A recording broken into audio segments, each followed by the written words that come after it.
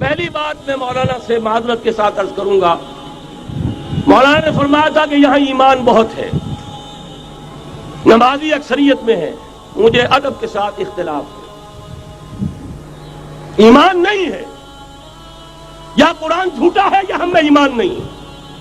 قرآن کہتا ہے انتم الاعلون ان کنتم مومنین، اگر تم مومن ہوگے تم ہی سربلند رہو گے، ہم تو سربلند نہیں ہیں، تو کیا کہیں گے قرآن جھوٹا ہے؟ ایمان نہیں ہے۔ ہمیں موروثی عقائد مل گئے ہیں اپنے والدین سے، ہم by birth accident of birth مسلمان ہو گئے ہیں، ہم نے اسلام کی کوئی قیمت نہیں دی ہے، اسلام کو کوئی تکلیف جھیل کر اپنے لیے اختیار نہیں کیا ہے۔ پہلا مرحلہ ہے یا ایھا الذین آمنوا آمنوا باللہ ورسولہ والکتاب الذی نزل علی رسولہ، اے ایمان والو ایمان لاؤ۔ ایک درجے میں تو ایمان والے ہو کہ اقرار باللسان کر رہے ہو، آمنت باللہ کما ہوا باسمائہ وصفاتہ وقبلت جمیع احکامہ، اقرار باللسان وتصدیق بالقلب، آمنت باللہ وملائکتہ وکتبہ ورسلہ والقدر خیرہ وشرہ من اللہ تعالی والبعث بعد الموت۔ لیکن یہ اقرار باللسان ہے، کبھی ذرا دلوں میں جھانکو، تصدیق بالقلب ہے۔ تصدیق بالقلب ہو جائے تو زندگی کا نقشہ بدل جائے گا، سوچ بدل جائے گی، ترجیحات بدل جائیں گی۔ آج زندگی سب سے عزیز ہے، پھر شہادت کی موت اس سے کہیں زیادہ عزیز ہوگی۔ نشان مرد مومن بات گویم جو مرد آیت تبسم بر لبے اوست۔ تو پہلا مرحلہ ہے ایمان کی تجدید، ایمان کو تازہ کرو، ایمان کو تازہ کرو، اور اس کے لیے منبع اور سرچشمہ قرآن حکیم۔ هو الذی ينزل علی عبدہ آیات بینات لیخرجکم من الظلمات الی النور۔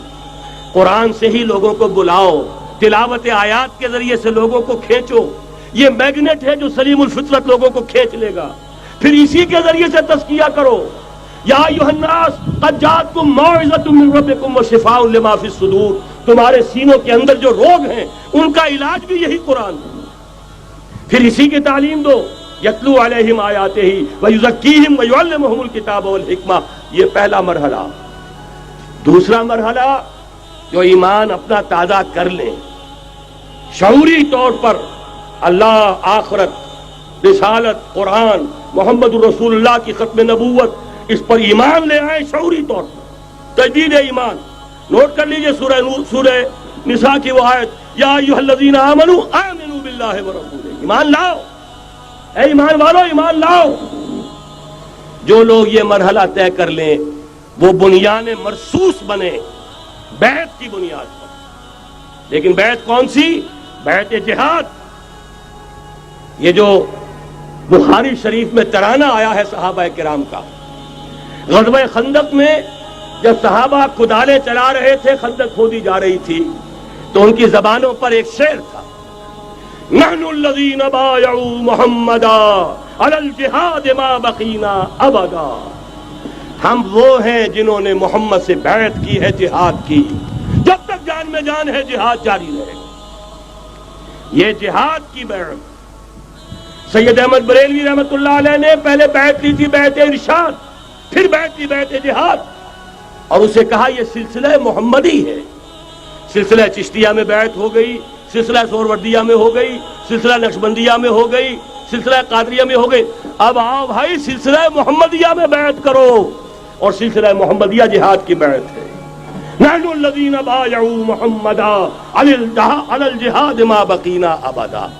اس جہاد کی بیعت سے منظم ایک امیر کا حکم، بایعنا رسول اللہ صلی اللہ علیہ وسلم علی السمع والطاعۃ فی العسر والیسر والمنشط والمکرہ وعلی اثرۃ علینا وعلی لا ننازع الامر اہلہ وعلی ان نقول بالحق اینما کنا لا نخاف فی اللہ لومۃ لائم۔ ایک حدیث متفق علیہ، بخاری میں مسلم میں بھی، یہ ہے وہ اسلامی حزب اللہ کا دستور۔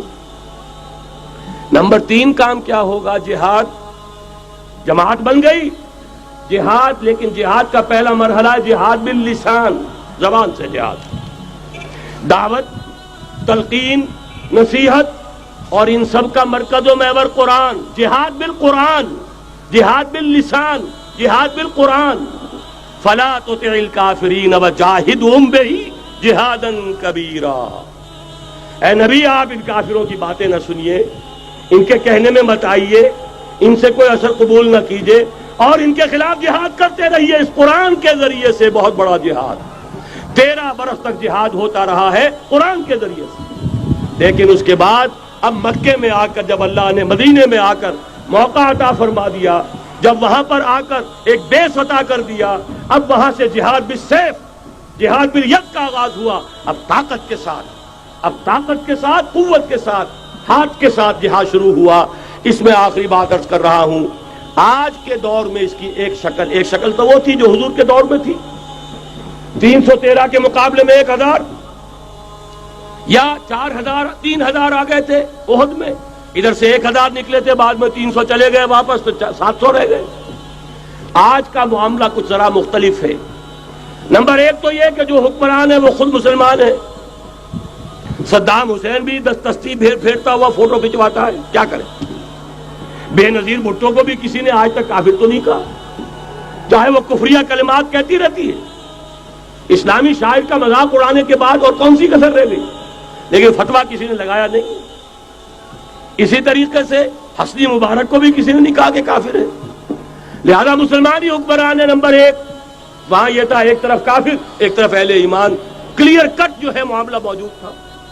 دوسرے یہ کہ یہاں سٹینڈنگ آرمیز ہیں، پیراملٹری فورسز ہیں۔ وہاں کیا تھا؟ ادھر بھی والنٹیئر، ادھر بھی والنٹیئر۔ کوئی سٹینڈنگ آرمی، کوئی ٹرینڈ آرمی موجود نہیں تھی۔ 313 بھی والنٹیئر تھے، 1000 بھی والنٹیئر تھے۔ البتہ یہ کہ اسلحہ کا فرق تھا۔ لہذا آج کی دنیا میں معاملہ، اس کی ایک مثال ایرانیوں نے پیش کر دی ہے، اور وہ ہے یک طرفہ جنگ، غیر مسلح، پرامن، منظم احتجاج۔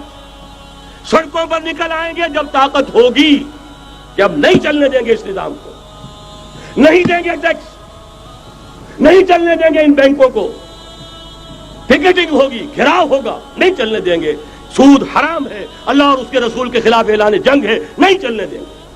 لیکن اس کے لیے پہلے طاقت ہو، صداقت کے لیے جس دل میں مرنے کی تڑپ، پہلے اپنے پیکرے خاکی میں جان پیدا کرے۔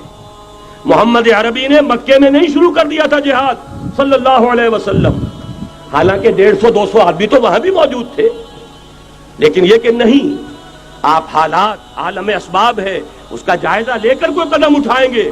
قرآن میں خود کہا گیا ہے، اے مسلمانوں، پہلے تم 10 پر 1 بھاری تھے، اب تمہارے اندر الآن فیکم ضعفا، اب کچھ کمزوری آ گئی ہے، اب 2 پر 1 بھاری رہے گا۔ لیکن کمزوری اسی وقت آ گئی تھی، اوسط جو ہے کم ہو گیا۔ نئے جو مسلمان ہوئے تھے ان کی وہ پختگی تو نہیں تھی جو مکے کے مہاجرین کی تھی، جو ان آزمائشوں کی بھٹیوں میں سے گزر کر آئے تھے، جو کندن بن کر نکلے تھے ان آزمائشوں کی بھٹیوں سے۔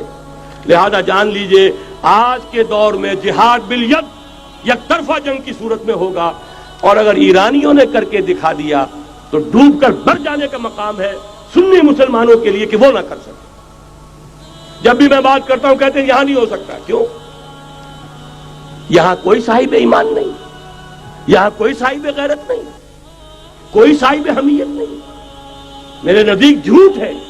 جانے دینے کے لیے تو نظام مصطفیٰ میں بھی آ گئے تھے، نام نہاد نظام مصطفیٰ تحریک، ہر جس نظام مصطفیٰ تحریک نہیں تھی، وہ صرف بھٹو کے خلاف ایک تحریک تھی، ورنہ ولی خاں ہو، پیر پگاڑا ہو اور اصغر خاں صاحب ہو، یہ نظام مصطفیٰ کے ماننے والے، قائم کرنے والے، وہ صرف بھٹو کے خلاف تحریک تھی۔ لہذا اس میں بھی مسلمانوں نے جانیں دے دی، تو اب آپ سوچئے کہ پھر کوتاہی ہماری ہے، ہم نے راستہ ان کے سامنے رکھا نہیں، بات واضح کی نہیں، لوگوں کو عمل کے لیے ابھارے، راستہ بھی تو دکھائیں۔ نمبر 1 ایمان کی تجدید بذریعہ قرآن۔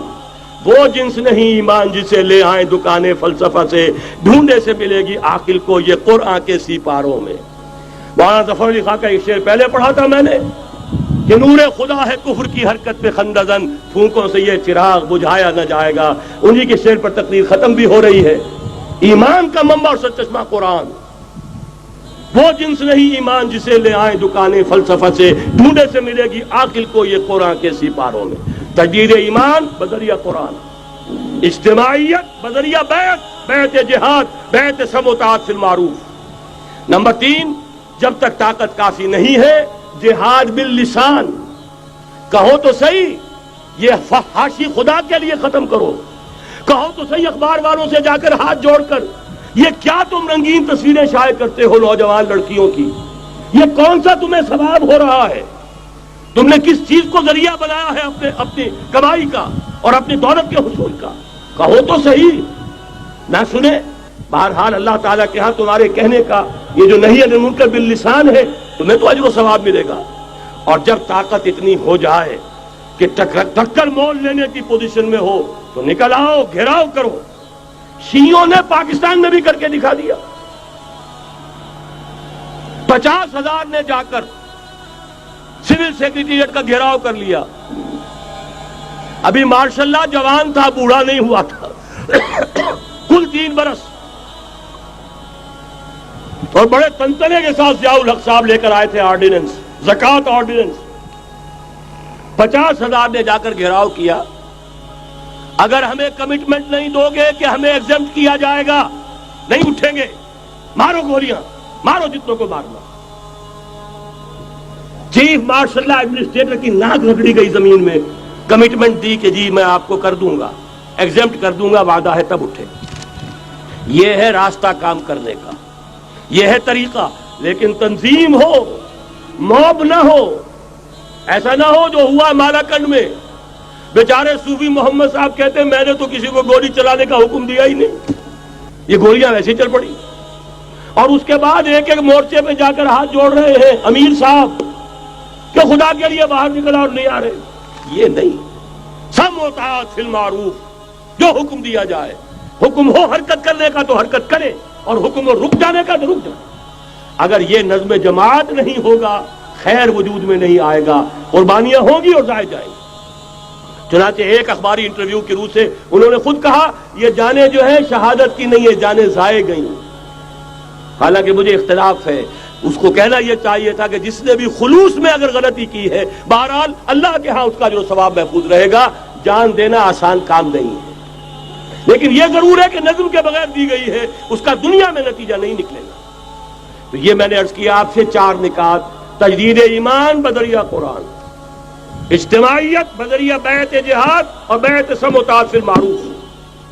پھر جب تک طاقت کافی نہیں، نہی عن المنکر باللسان، مظاہرے کرو، لوگوں کو جا کر روکو، ہاتھ جوڑو، خوشامد کرو، باز آ جاؤ، منکرات کو چھوڑ دو، اللہ کے غضب کو دعوت نہ دو، اللہ کے غصے کو نہ بھڑکاؤ۔ لیکن جب طاقت کافی ہو جائے، منظم جماعت جو جانے دینے کے لیے تیار ہو، جو اپنے سینوں پر گولیاں کھانے کو تیار ہو، پھر میدان میں آئیں گے، پھر کہیں گے یا یہ منکرات نہیں یا ہم نہیں، یا تخت یا تختہ، اس کے سوا تیسری بات پھر کوئی نہیں ہوگی۔ اور اس کے لیے یہ ون سائیڈڈ وار، یک طرفہ جنگ ایرانیوں نے کر کے دکھا دی، ہلکی سی جھلک ہمیں بھی پاکستان میں دکھا دی۔ اب بھی اگر ہم کہیں کہ ہمارے سامنے راستہ نہیں ہے تو یہ سوائے اس کے کہ اپنے آپ کو، وہ جو اقبال نے کہا پتہ نہیں نام کیا ہے اس کا، خدا فریبی کے خود فریبی، عمل سے فارغ ہوا مسلمان بنا کے تقدیر کا بہانہ۔ راستے تو صاف ہیں، نشانات راہ بھی اب تو سامنے موجود ہیں، اگر اس کے باوجود ہم حرکت نہیں کرتے تو سارا قصور ہمارا اپنا ہے۔ جو باتیں میں نے عرض کی ہیں، اب ظاہر بات ہے ایک تقریر میں نے بہت سا مواد جمع کیا ہے، میری کتابیں ہیں، میرے کیسٹس ہیں، ان سب کا جو ہے اب جس کے بھی دل میں کوئی جذبہ ابھرا ہے، اس جذبے کو بہت قیمتی سمجھیے، جس کے بارے میں اقبال کا ایک خوبصورت شعر ہے: آرزو اول تو پیدا ہو نہیں سکتی کہیں، اور ہو جائے تو مر جاتی ہے یا رہتی ہے خام۔ اس لیے کہ یہ ماحول ایسا ہے، یہاں بری آرزویں پروان چڑھتی ہیں، دولت کی آرزو، شہرت کی آرزو، جائیداد کی آرزو اور اقتدار کی آرزو، لیکن یہ کہ کبھی دینی اگر جذبہ ابھرتا بھی ہے تو ماحول اسے غذا نہیں دیتا، آکسیجن نہیں ہے، وہ پودا مرجھا جاتا ہے۔ لہذا جس کے دل میں بھی وہ جذبہ ابھر آیا ہو، اس کو مضبوطی کے ساتھ اس لمحے کو امر بنا دیجئے۔ ہندی میں الف لگانے سے برعکس ہو جاتا، مر امر، تل اٹل، امر بنا دے اس کو، یہ ہمیشہ کا ہو جائے کہ اب اس پر عمل کا آغاز ہوگا، اور عمل کے آغاز کے لیے مزید اگر آپ کو سمجھنے کی ضرورت ہے، جیسا میں نے عرض کیا ہے، کیسٹ سے کتابیں ہیں، ہمارے دفاتر ہیں، یہاں قریب آپ کے جو ہے وہ دفتر موجود ہے، وہاں سے لیجئے، عاریتاً لیجئے، خریدیے، پڑھیے، گفتگو کرنی ہو، میں اسی شہر لاہور میں رہتا ہوں، آئیے، بات کیجئے، سمجھیے، سمجھائیے، لیکن یہ کہ ایک عزم تو کر کے اٹھیے۔ وہ عزم کیا ہے؟